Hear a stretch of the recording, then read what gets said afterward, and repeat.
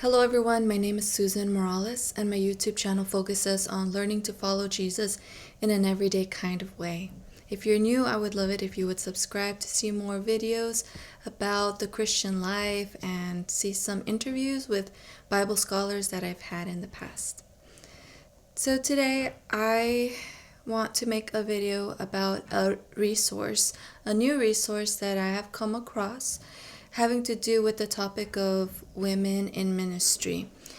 And I became aware of it through Dr. Beth Allison Barr, who is a well-known author who has written a book about why complementarianism is not actually the biblical view. Today, she released a brief article where she addressed some of the exchange that she has had with another well-known person that has been teaching the opposite view.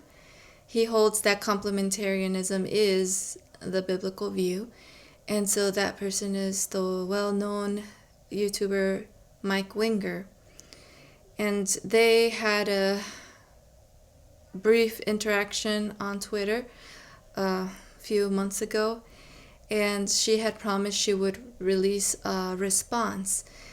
I think today she decided to just release a resource addressing Mike Winger's videos, which is what I'm going to share with you in a little bit.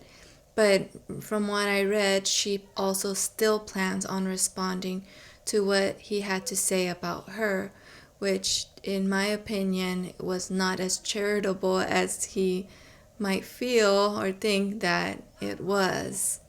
Today I want to make this video, not to make a weird video about another person on YouTube or all of that kind of nonsense, or even to like grow my channel or whatever. What I actually am interested in is this topic.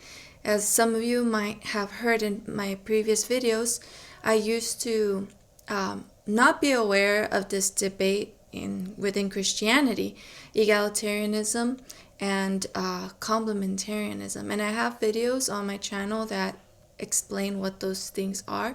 I'll try to link them in the description.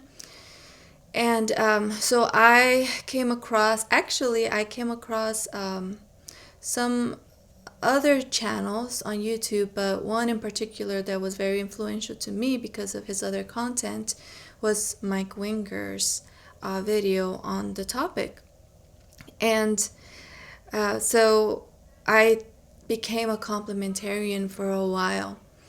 And not because of who I was listening to, but because I was persuaded by their arguments.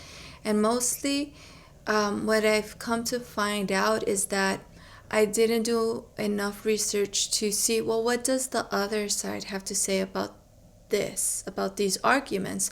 What does the other side, how would the other side answer these questions that are brought up by complementarian Bible teachers? And so upon being open, it took me a little while to be open and willing to hear the other side, which now I feel like, now that I've grown some over the years, I would be more quick to be open to hearing the other side. But at the time, I had finally reached the point where, okay, I'm open, I want to hear what the other side has to say. And then I realized, whoa, there are answers to the arguments that are raised by complementarians. And so I am constantly I'm determined to continue my study on this topic along with other topics, because it's such an important one. In particular, I mean, it's important for both of the sexes that God created, but in particular, it's most effective to women. It shapes who we believe God says our identity is, what we are here for, and so forth. And I just one of my own personal reasons is that I don't want to go to heaven and find out that complementarianism was wrong and that I could have done more for God here on earth. That said, it's important to remember that this is something worth investigating for ourselves, and listening to more than one person, more than two people, really trying to honor God with our mind, love Him with our mind, and really learn as much as we can about the topic. It's important to maintain intellectual humility. We can get so overly confident sometimes about the positions we hold that it's amazing that we almost seem to think that we're like omniscient and whatnot. Like, no, at the end of the day, we're going to find out a lot of things when we go to be with God for all eternity, and that's just the reality. So we can just do our very best here on earth and do as much research and be intellectually honest, and open to continuing our search for the truth. So I wanted to share just one little thing that I found so interesting. The people that Dr. Barr referenced in her article, wow, what a great discovery. These are two authors, and one of them, I believe, serves as a judge. It just sounds like the way that they ordered their article is so well thought out, so structured, so simple, and so strong. Their arguments are strong. And what's really great is that they are directly addressing what Mike Winger says on his videos on this series. And from what I can tell, they're going to be doing this for all of his videos. And I'm a little confused, but I've gathered from little things here and there that they are actually going to, I'm not sure if it's these people or if someone else is working on creating videos. So there's more coming in the future, which is awesome. That's what Christianity is. Who said this? On my last interview, Dr. Hugh Ross said, the great thing about Christianity is that it's an open market for ideas. And so we get to search and discover for what is the truth, what does Christianity truly teach, what are the errors, and we need to leave whatever biases we need to set those aside and be able to have these type of conversations and exchanges, because iron sharpens iron, and we're all searching for the truth, or we should be. Okay, so they are very direct, but at the same time they're very kind and very charitable to Mike Winger.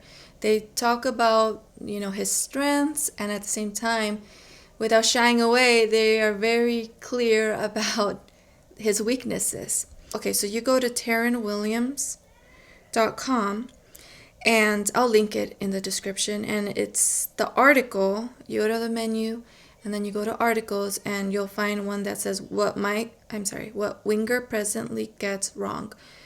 Women Leaders in the New Testament, Part A. Very interesting. I recommend it because there's a lot that according to them, that Mike did not share with his viewers that is very relevant to this discussion. So you'll be reading not just a response, but you'll be learning things as well, things that go deeper. And I encourage you to read. Don't just settle for watching videos like this one, but actually set some time apart and read what these things have to say. Okay, so here it is. It's the section called Fundamental Weakness. This brings into focus a fundamental weakness in any complementarian position on women's ministry. In New Testament times, it could not simply be assumed that women should be excluded from eldership or other forms of leadership. Consider these factors. 1.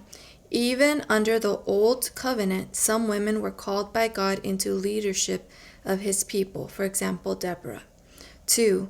Jesus contravened cultural conventions in his dealings with women and valued them as disciples.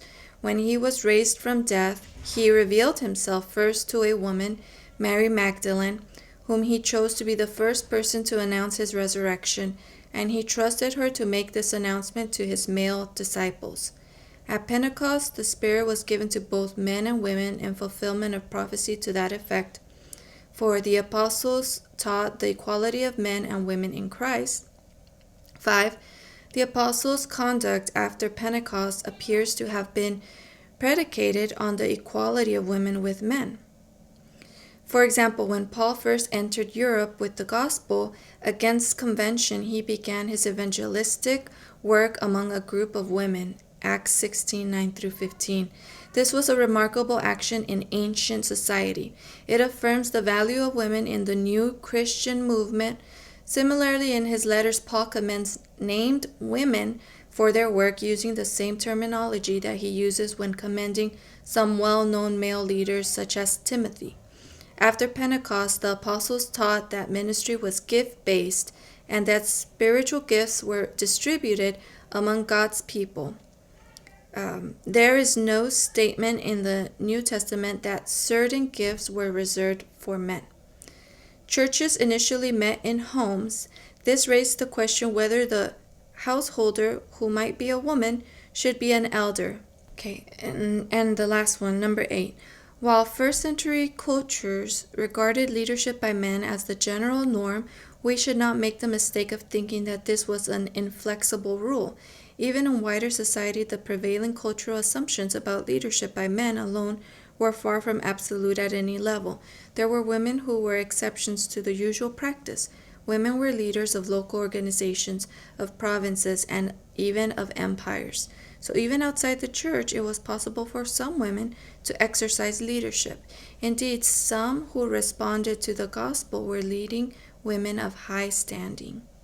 Acts 17:4-12. And so it continues, and I highly recommend that you read it, because there's just so much that I've learned just from... I didn't even finish the whole article yet. It's quite lengthy, but if you like watching Mike Winger's videos, you're probably interested in like lengthy content as well in articles. So definitely give that a read this week. I highly, highly recommend it. Alrighty, thank you for watching this. And if you want this video to reach more people, please give it a like. Leave me a comment in the comment section, or share it with someone you know, or on your social media. So thank you so much. I'll see you on the next video. Bye.